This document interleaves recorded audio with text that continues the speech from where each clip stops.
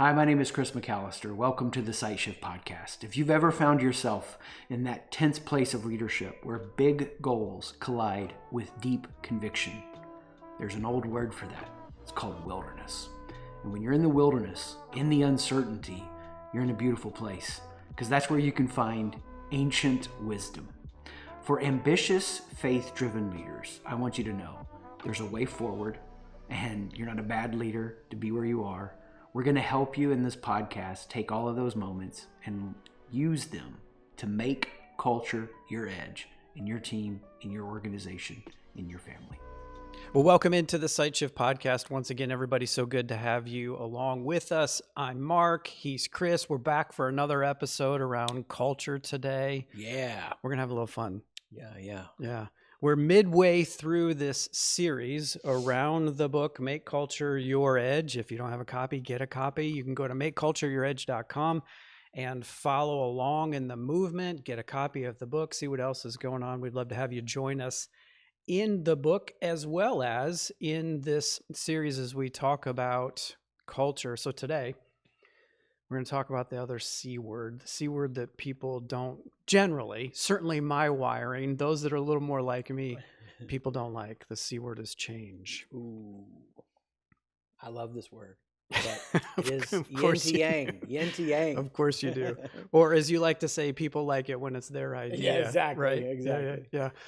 So let's have a little fun with this because this can be a topic that creates fear-inducing anxiety for people like me and others that have been through bad change and maybe have a hard time imagining good change. Change trauma. Change. Oh, that's TM. We just trademarked it. You can't have it. That's a thing. Even if it hasn't been trademarked before, it's certainly a thing. Change initiatives. Mm-hmm. As I was thinking about change, I was going back into my library of corporate stories, and I've got one that we can pull out and have a little fun with. I'm sure you have some too, as you think about things that you've experienced as leading change or as helping others in the midst of them leading through change. It's a real thing. Yeah. Yeah. And I think the thing that leadership tends to be sensitive to is, and this is how it ties back to communication. We're not just changing in a vacuum. We're changing in relationship to, and this was the previous two episodes, what is the vision? Where are we headed? And so the mistake a lot of leaders make is just changing in a vacuum, which is stupid. And they're usually not necessarily doing that, but they're not anchoring it to the vision. Mm-hmm. And so there's no why for the change. Mm-hmm.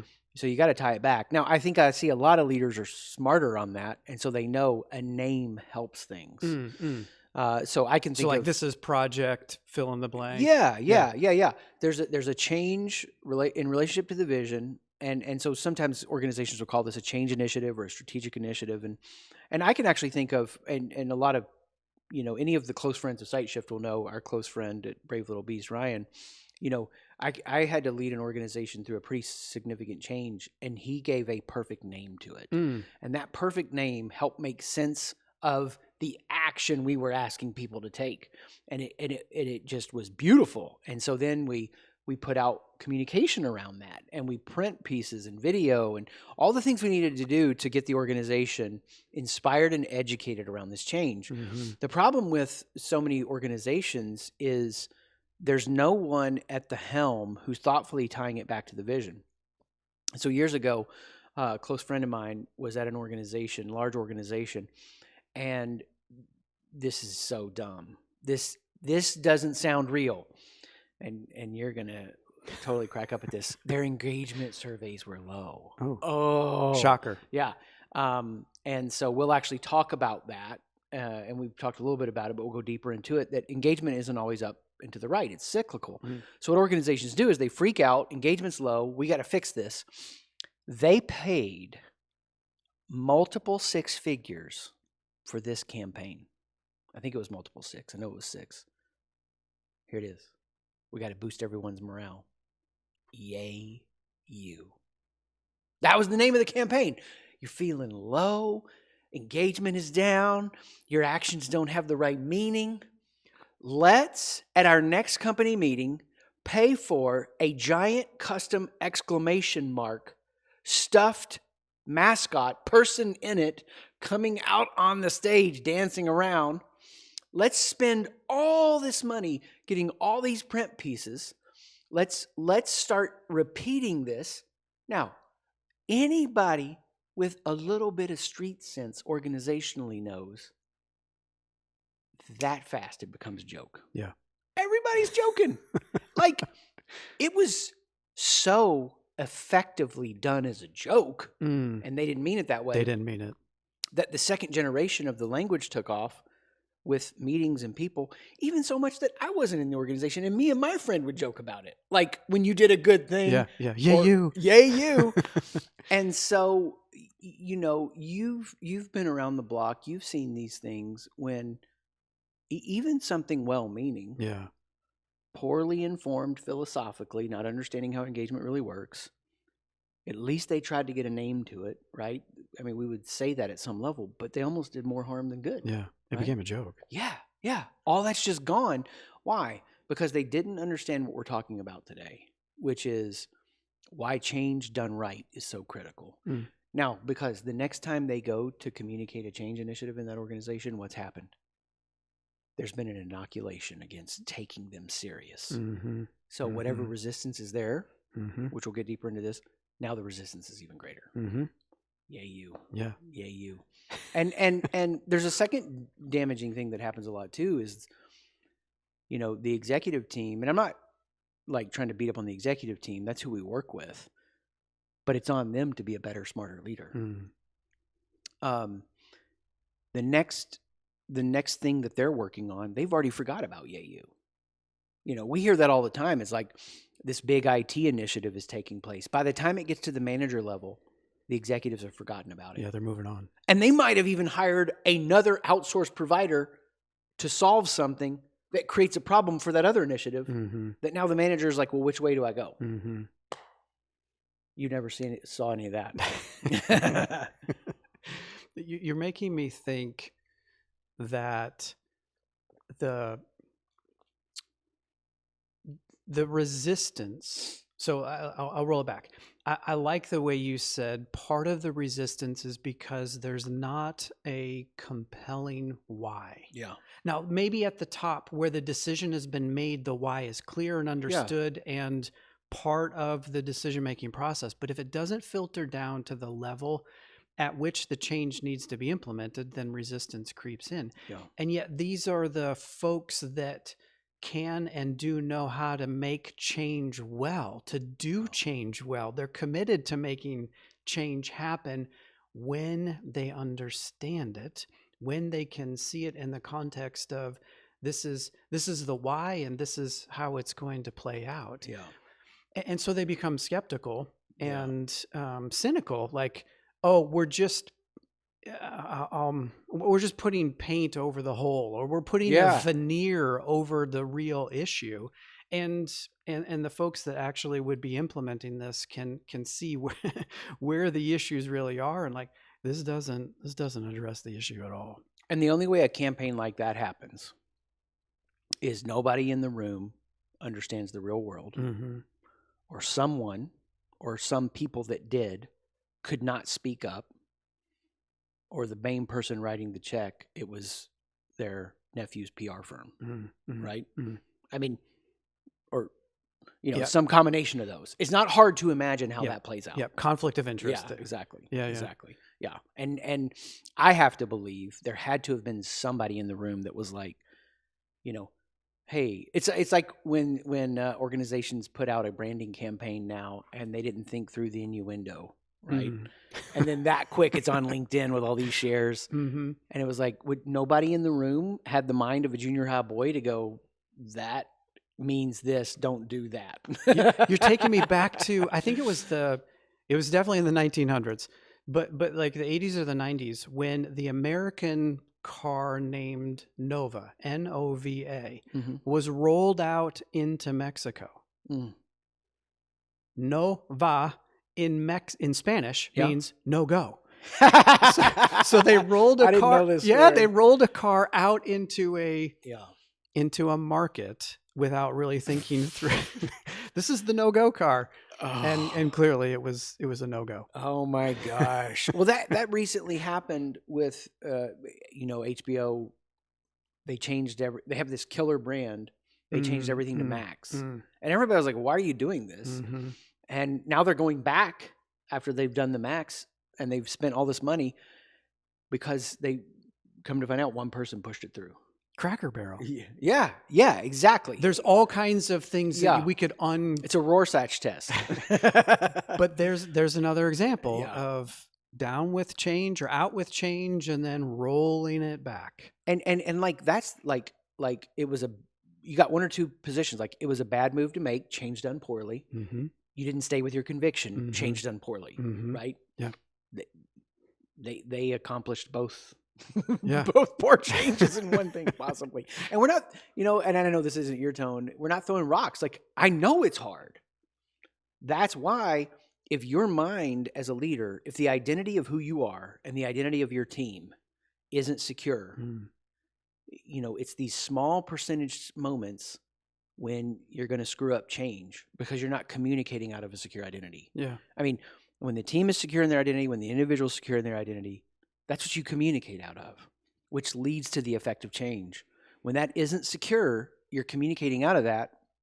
If that larger organization would have been confident in who they are, confident in their organization, not threatened by a low engagement score, and thoughtfully were able to go, how do we pay attention to this and get at this from a much more holistic angle, they actually could have done something that was special and meaningful, but it ended up being a joke. Yeah. One of the things that I'd love your reaction on, we've talked about this content a lot. You've thought it, researched it, been living it, orders of magnitude more. But I don't know that we've ever had this conversation. Ooh. When it comes to change, the way I like to think of it is twofold. It's changing the right things. Mm-hmm. And I'll use the word right with a small r here because I can go too hard on the right and the wrong just because of my wiring. But being able to identify the right things, the best things, the things that need to be changed, and to do the change in the right way. The timing. It feels to me like there's a twofold for the change piece here. Your thoughts or reactions? Yeah, there has to be a pregnancy. The child has to come to full term. And so the idea here for a lot of leaders is they're wired up to see the thing way before the thing is real. Jeff Bezos recently talked about this. I don't remember when now, but basically he said one of the advantages of growing Amazon was I got to bring in this killer talent that helped me a ton. So one of my executives, which speaks a ton about his ability to grow, one of his executives was like, you're going to idea this organization to death. And so for him, the growth point wasn't to go, oh, I can't be excited about ideas. I can't talk about ideas. Clearly, that's such a value add at the top level of the organization that way. But it was twofold. One, I have to build an executive team who has the capacity and time to work on those ideas. Like that's a huge thing that we're working at the highest level. Very, very, that's rarefied air. Very few teams ever get to that. That takes so much thoughtfulness. But you can't get to that without first working through the individual or the executive leaders' insecurities so that they know who they are, so that they can pace ideas correctly. So I think about this even in our connection relationship. You being at the table in your role, in the spot you're in, it was based on like a bunch of factors. One of those factors being, I can talk to you in the moment and I can talk to you way into the future. So we actually have like a document called the playground, which is where I'm like, hey, I know this isn't relevant for right now. I just want to process this and get this captured somewhere. I don't want you distracted with it. I don't want us as a team giving emotion to it, but it's out there and let's catalog it and let's have it. This, however, is something super pressing and important. And so I think for a lot of leaders, they don't know how to distinguish between that. And if you said, Chris, give me an easy 1, 2, 3 to know what should be focused on and what shouldn't be, it's got to come out of the communication. Like, you didn't do the hard work of the communication piece if you didn't figure out, like, what's the key pain we're facing right now? What's the message that captures that pain? And how can I build meaning for the team? That's the 3 risk factors we walk through in communication. You get all that locked in, now you know the main thing you need to be focused on. And you have to develop an ability to keep your attention on that and to keep the organization's attention on that as the change is implemented. If you don't, then you're coming in and you're, jerking the wheel in a new direction. Everyone gets car sick. They get thrown out the window, whatever's happening, all because, and I know I'm mixing metaphors here, just trying to make it real colorful. You couldn't have that baby. There's a pregnancy to this. There's a moment to this. And if you've done it right in the communication section, you got full agreement on the problem. And this is an aggressive way to word it, but you almost have to put I wouldn't do this to individuals in a harsh way, but organizationally, you have to put the organization's face in the mess of that problem. I mean, they have to smell it and feel it and breathe it. That's what's going to make the change really effective. And, if you're wired up to be that leader, entrepreneurial visionary, you're so in the solution, you've rushed past the problem, which is why there's a reason this model operates in the order that it does. Yeah. So you're making me think of when the work isn't done upstream in the communication, or it's not continued to full term, so to speak. What you end up with as the tension point opposite change is resistance. And that's often what we've experienced, either as leading change or as receiving someone leading change. There is this experience of resistance. I can speak for myself. I know when I don't understand the why, when I don't understand the why, and I can't see how all of this makes sense in my brain, and sometimes it's me for sure, and sometimes it's there's communication gaps. I don't want to make the change. Like, if I don't understand why, I don't want to do it. Now, that's my unique wiring, but I'm representative of a lot of people here. When something comes at them and it's not tied to the specific problem that really needs to be addressed, the vision, the meaning, all of that, then hands go up and the body language comes back, and it's like, no, this doesn't make sense. I'm not going to do it. I see. This is what I love right now, because we get to say this to leaders. Like, it's your job to understand you have to build a team of diverse thinkers.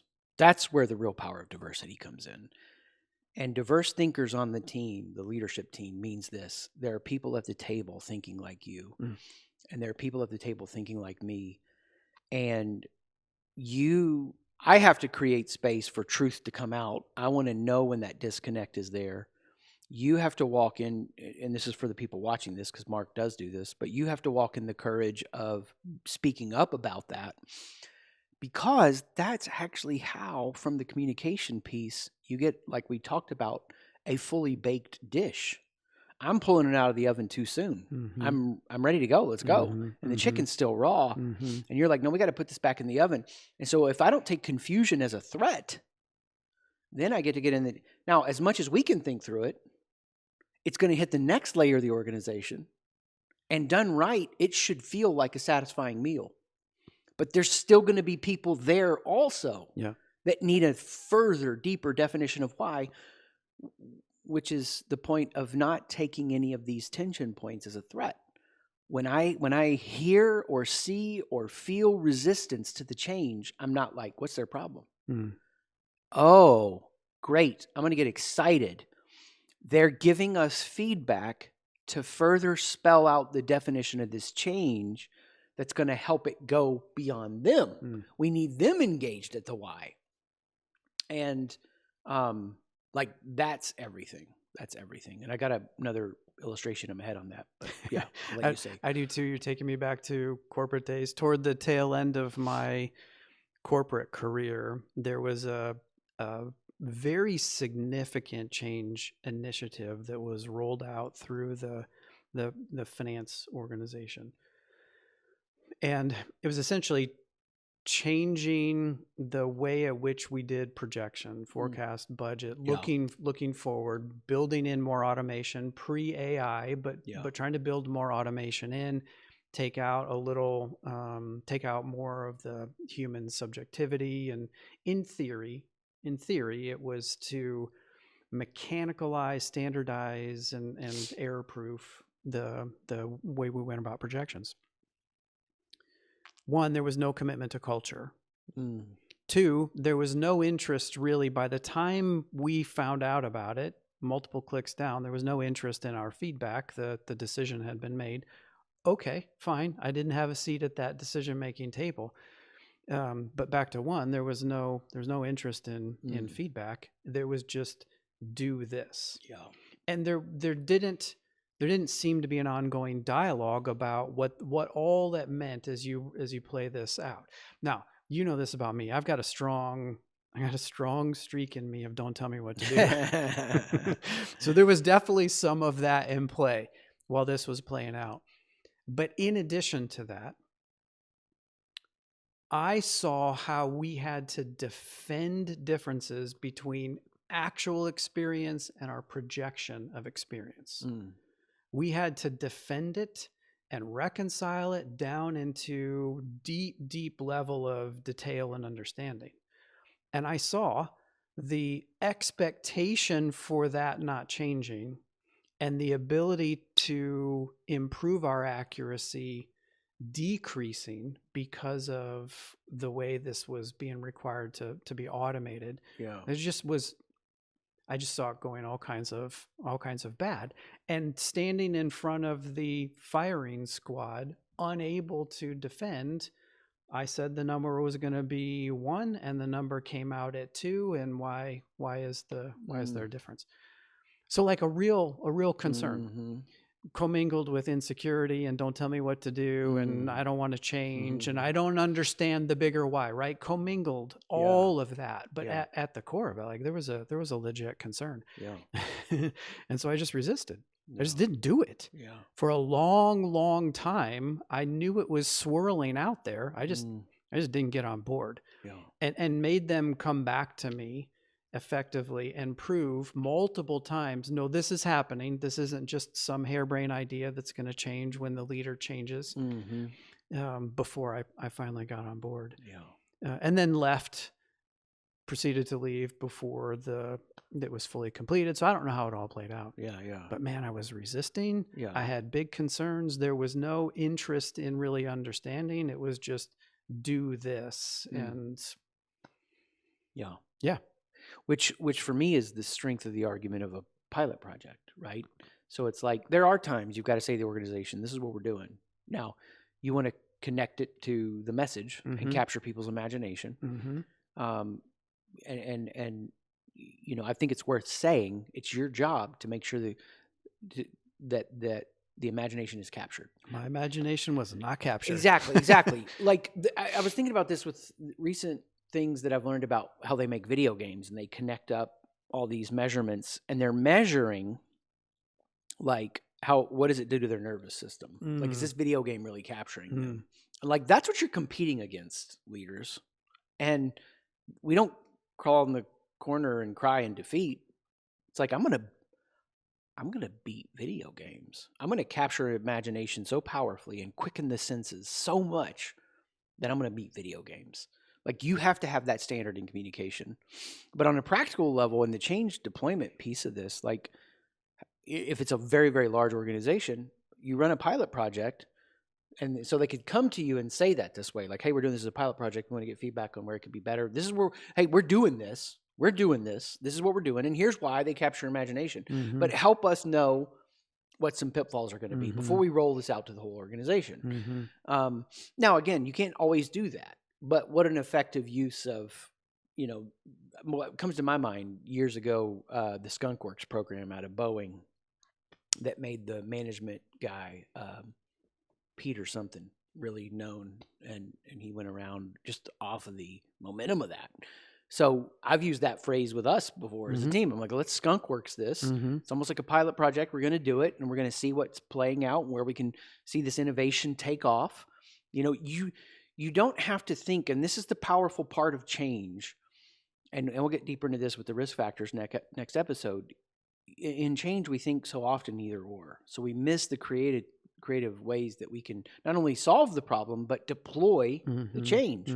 So we could have run a pilot project in that situation, gathered all the feedback where the 1 is going to end up being a 2, implement the change organization-wide much more effective that way.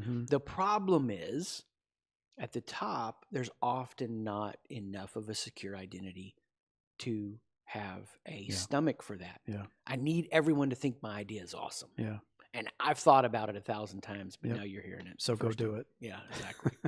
You're just reinforcing what I was asking earlier. It's not just doing the right change, but it's doing the right change the right way. Yeah. It's entirely possible that from the visibility of the corporate tower in the company that I worked for, that automating the projection process was the right change to make.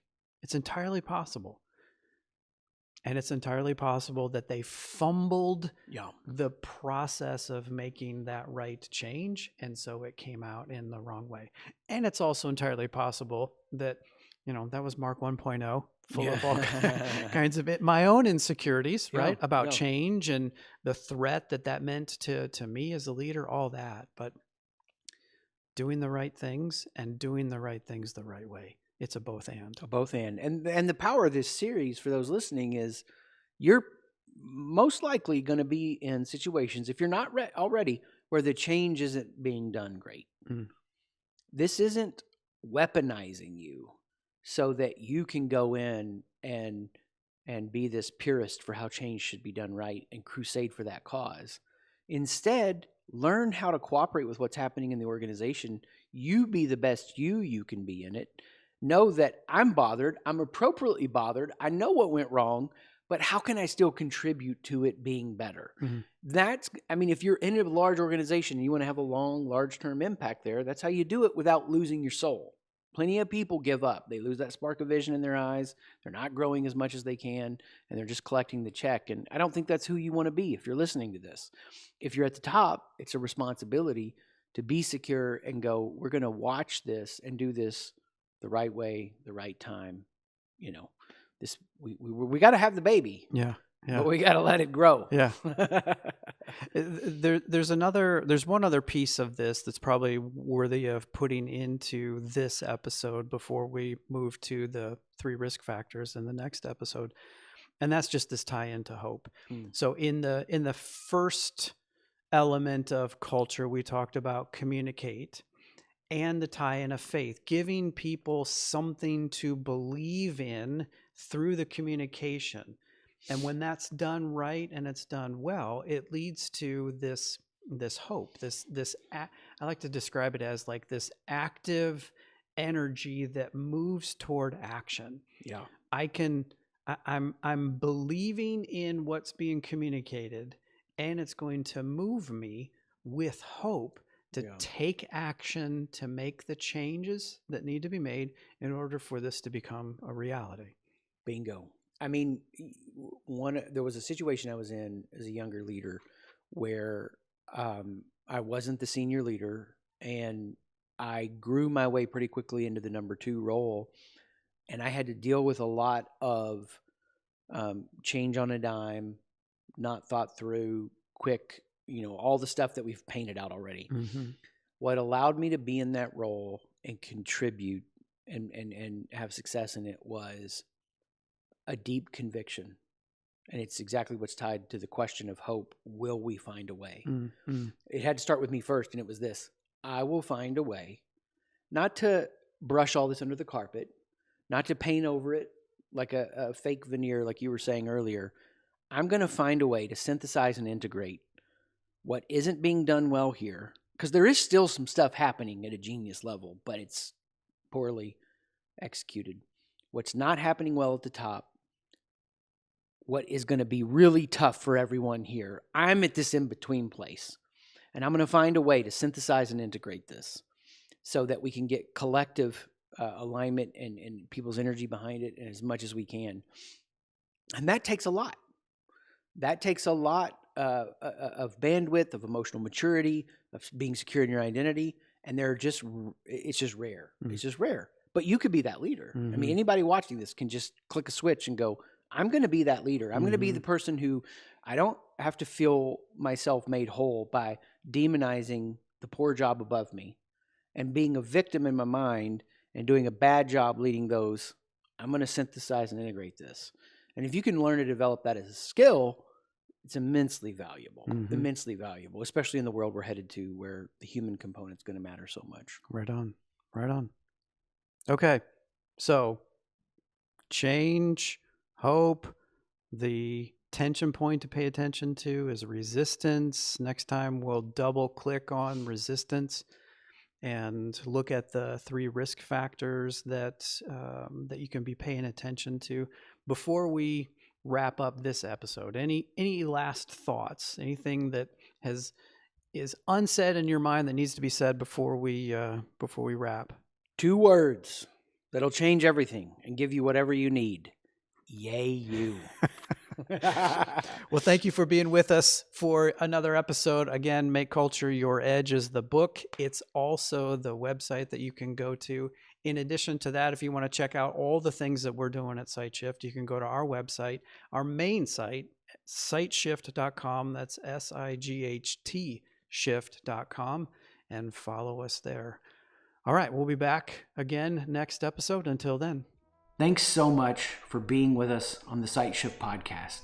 I hope in some way we've encouraged you to face, lean into, and become aware of the moments that represent so much transformation possibility. If you want more, you can always go to SightShift, SIGHT shift.com, and learn to make culture your edge.